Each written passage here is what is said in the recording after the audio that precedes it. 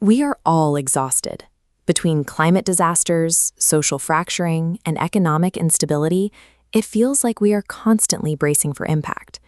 But what if the way we fight back against these crises is actually backwards? Our default reactions to these massive problems usually involve endless arguments, doom scrolling, or buying our way to temporary comfort. And that reaction drives our collective burnout and despair. A growing movement of writers like Wall Kimmerer, Valarie Kaur, and Pema Chödrön is offering a different survival strategy. They operate as modern literary mystics.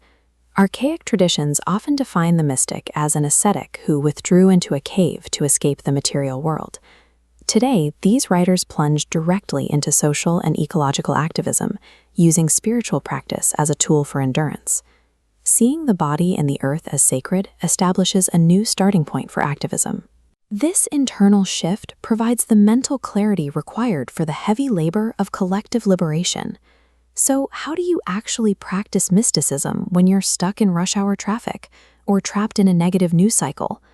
The Buddhist nun Pema Chödrön addresses this directly. She teaches the concept of Bardos, which are traditional Tibetan Buddhist teachings on the transitional stages between endings and beginnings in our lives. By learning to recognize these constant transitions, we stop expecting our lives to be static. We stop panicking every time the world feels unstable, because we finally understand that impermanence is the normal state of things.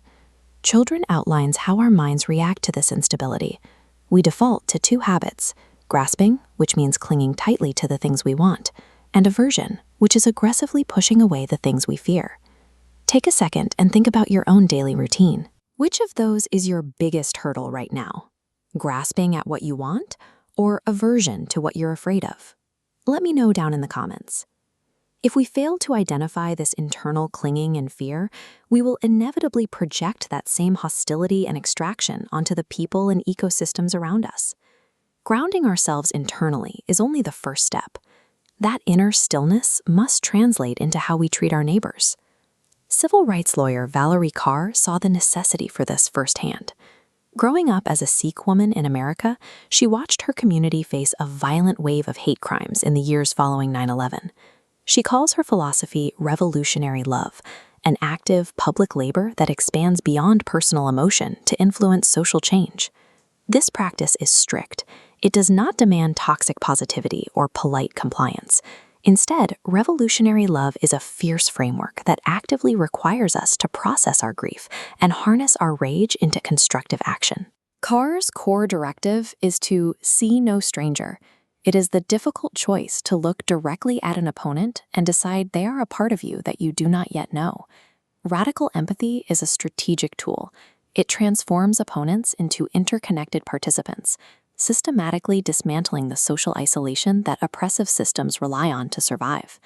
What happens when you take that interpersonal empathy and apply it to a global economy built entirely on infinite extraction? The botanist Wall Kimmerer answers this by drawing on her scientific training and her heritage as a member of the citizen Potawatomi Nation. The historical displacement of her ancestors from their native lands sharply illustrates the stakes of losing and trying to reclaim our physical connection to the earth. To repair this connection, Kimmerer details the principles of the honorable harvest, an ancient code of ecological ethics for sustainable gathering. This flowchart illustrates the economy of enough. The honorable harvest rules are explicit: take only what you need, use everything, and share the rest. This cyclical model directly opposes our current systems, which measure prosperity by infinite accumulation along a linear path toward depletion. Valuing the collective well-being of the human and non-human world over individual hoarding is the only mathematical way a society can survive on a planet with strictly finite resources. We now have three distinct scales of connection: internal clarity, interpersonal empathy, and ecological reciprocity. They all form a single, cohesive worldview. The meditation teacher Sharon Salzberg bridges the final gap between personal mindfulness and global connection. She points to the ancient Buddhist concept of Indra's net.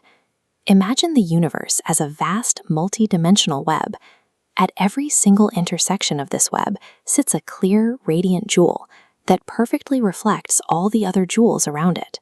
If every point reflects the whole, the observer can never be separated from the observed.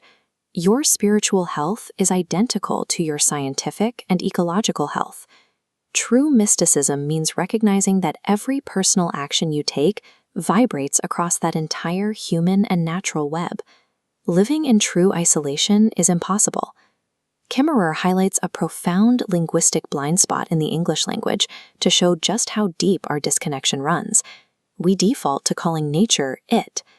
When we use the pronoun it, we subconsciously strip the earth and its non-human inhabitants of their agency, turning them into property and consumable resources.